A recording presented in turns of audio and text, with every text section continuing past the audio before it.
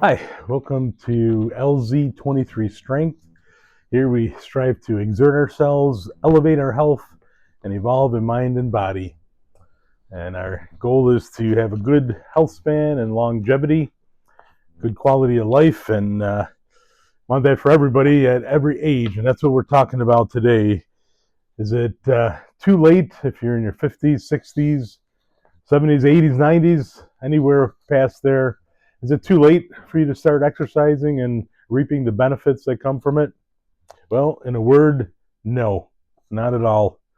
It's never too late to begin exercising at any age. The earlier we can start, obviously, the better, but starting a new fitness program or routine can significantly help our health and improve our health, increase longevity, enhance the quality of life, and enhance health span.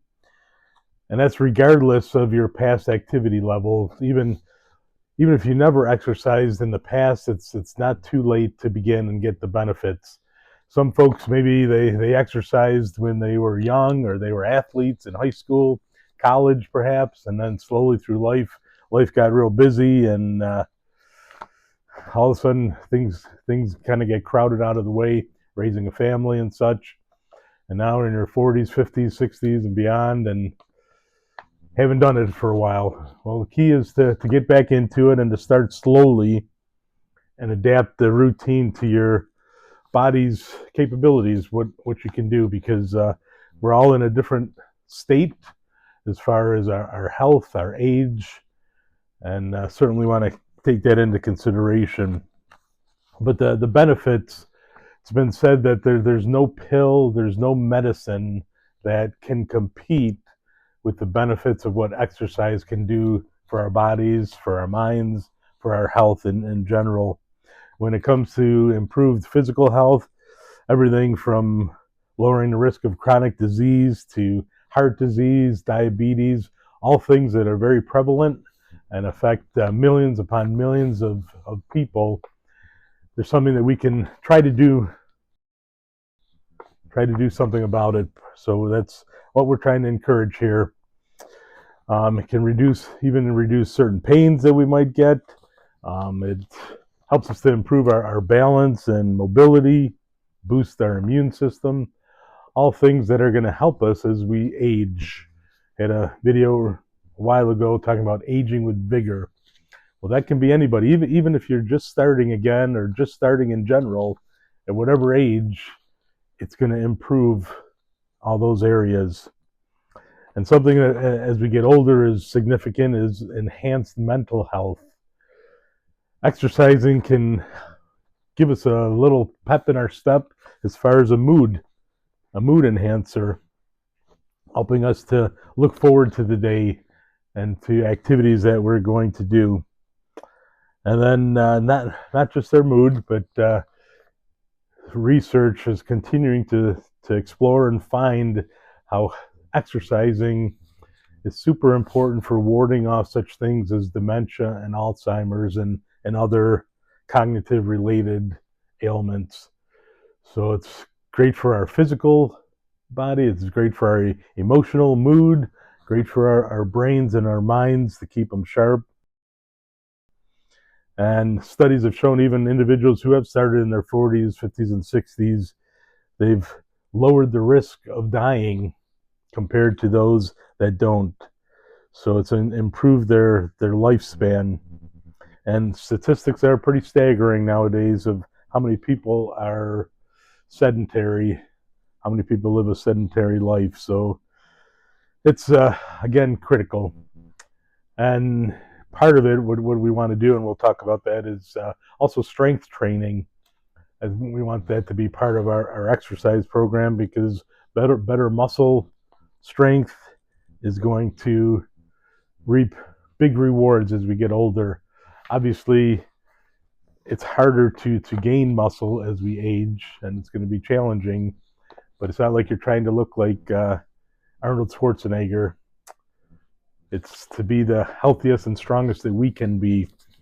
And when I mentioned before about balance and mobility, muscle and strength really come to play with that as well.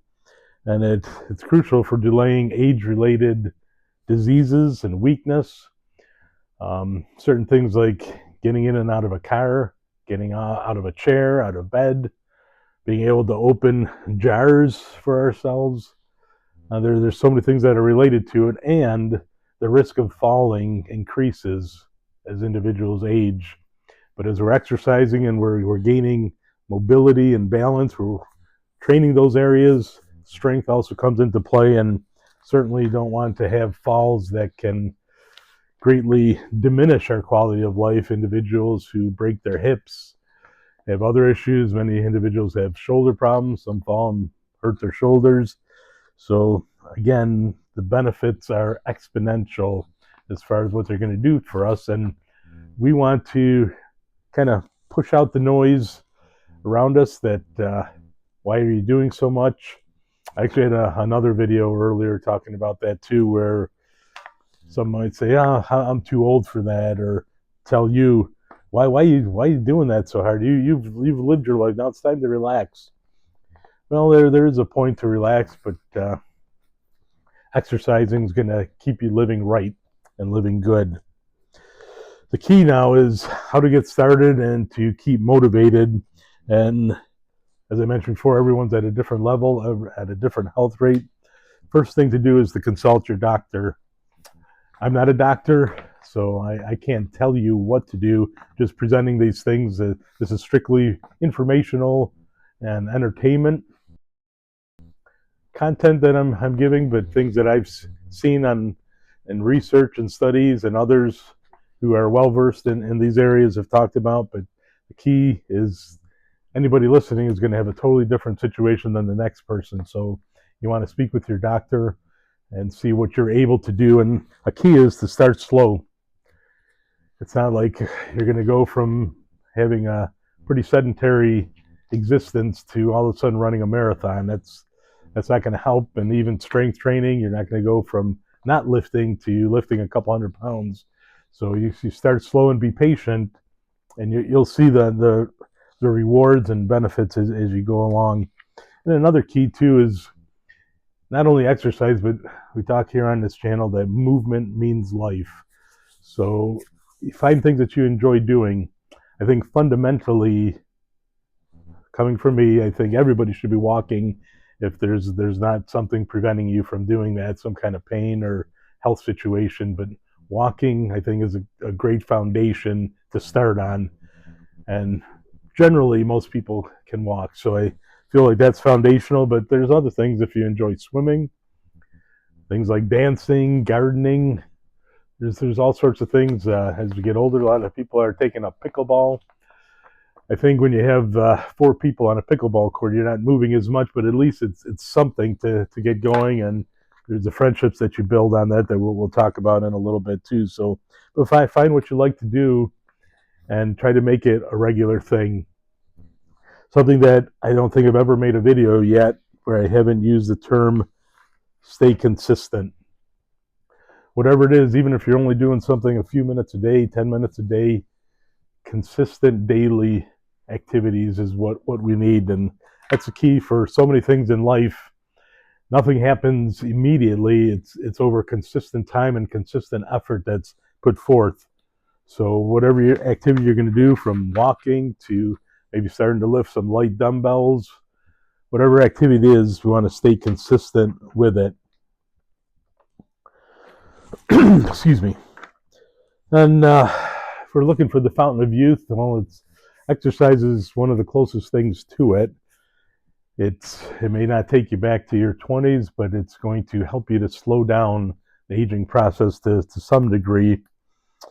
Watched a video recently of some more mature individuals and how they've become athletes at a later age.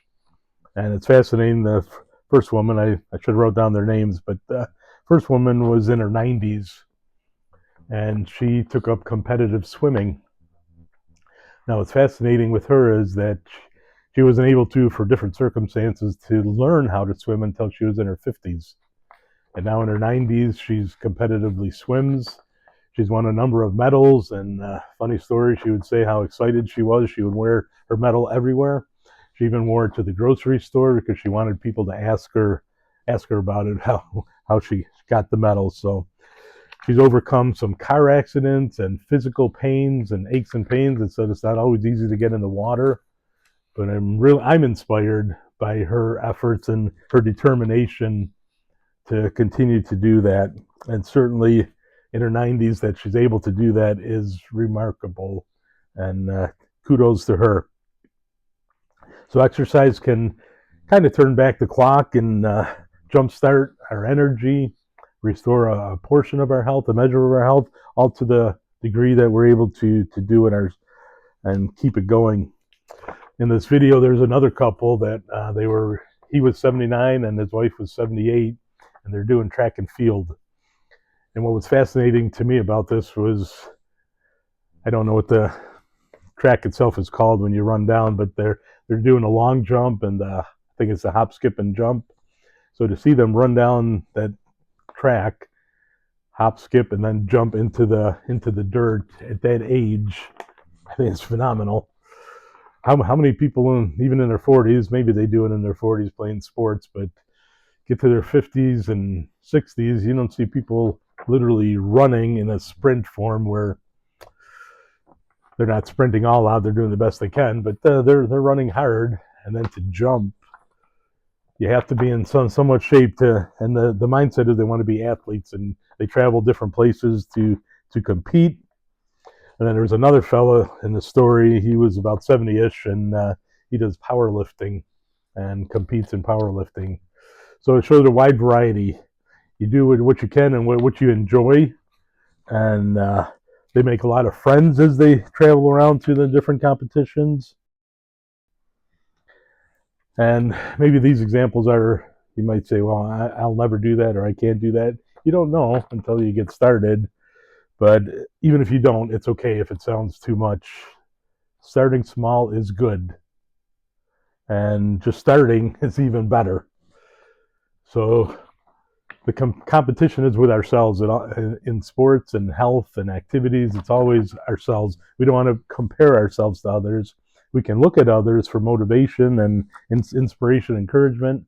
But basically, we want to look at ourselves. We look at ourselves in the mirror and see what we're doing, what we can do, and compete with ourselves. So starting small is awesome. And again, just starting, that's the key. Now, a lot of folks, I've always been able to work out by myself. There have been times in life early on I had a workout partner, but I'm good, but a lot of people aren't. They need a partner. So find somebody that'll walk with you, maybe go to a fitness class with you. And it's ideal to find somebody in your own age group. Seniors stick to their fitness routines better when they work out together. That's what science and research says. So a lot of folks do need a partner or a group to keep them going, but that kind of camaraderie is going to be beneficial in the long run with relationships. And who knows, you might find your new best friend with somebody that you're training with. It's interesting, the gym that I go to, when it first opened, you get used to how many people come at the same time. I'm usually there real early in the morning at 5 they open. So slowly you start to get to know people, and it was interesting to see a group of about 8 to 10 or 12 people have become close friends. They go out for breakfast, and they've done other things outside of the gym, and it's a wide variety of ages from 50 to mid to late 70s, and they're all from different walks of life, where to see them individually, you wouldn't think that they would connect with others. And they've connected, and they've got a close-knit little community they've built between a friendship that they've built with each other, and I think that's pretty cool. They do give each other a hard time. That's part of their clique, is that they harass each other, but in a fun way most of the time, I think, anyways. But remember, relationships, it's the fourth pillar that we talk about in the 4 pillars of health span, that friendships, relationships, our family and friends, how vital that is, that it's going to improve our quality of life and help us to maintain a good health span. So getting somebody to exercise with, getting into groups like that, definitely can happen. And the key is, you're starting slowly and exercising and moving and doing these things, it's going to take discipline to be consistent, but in time that's going to become a habit, and that's what you want to make it, a habit where You don't have to think about it. It's just automatic. Well, tomorrow morning I'm going to the gym. Tomorrow morning I'm meeting so and so, and we're going to walk in the park, or we're going to go walk at a track, or just in the neighborhood. It becomes a habit, and it's going to be automatic that you're doing it. So keep that in mind. And again, if it's only 5 or 10 minutes a day to start, that's awesome. Just think of that. That's more than what you might have been doing before, and it definitely can help you to live longer. I like to say live longer and stronger, or quality of life, mobility, independence, feeling good, and got to try.